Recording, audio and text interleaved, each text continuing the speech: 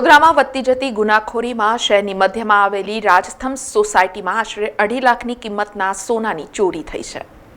વડોદરામાં ચોરોના ઉપદ્રવ સામે પોલીસ લાચાર હોય એમ લાગી રહ્યું છે। પોલો ગ્રાઉન્ડ સામે આવેલી રાજસ્તંભ સોસાયટીમાં 23 નંબરના મકાનમાં રહેતા અજય પવાર આજે સવારે 5 વાગે તેમના નિત્યક્રમ મુજબ સાયકલ ચલાવવા નીકળ્યા હતા।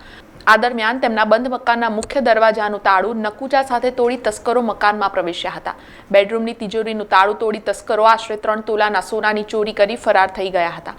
અજય પવાર સાયકલ ચલાવી પાછા ફર્યા ત્યારે ચોરીની જાણ થતાં તેમણે પોલીસને જાણ કરી હતી।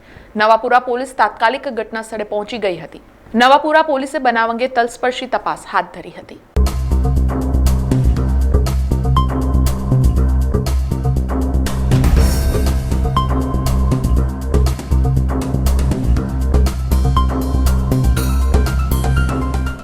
સમાચારોના સતત અપડેટ માટે TNN ન્યૂઝને YouTube પર સબસ્ક્રાઇબ કરી બેલ આઇકોન પ્રેસ કરો અને અમારી સાથે જોડાયેલા રહો Facebook, Instagram અને Twitter ઉપર।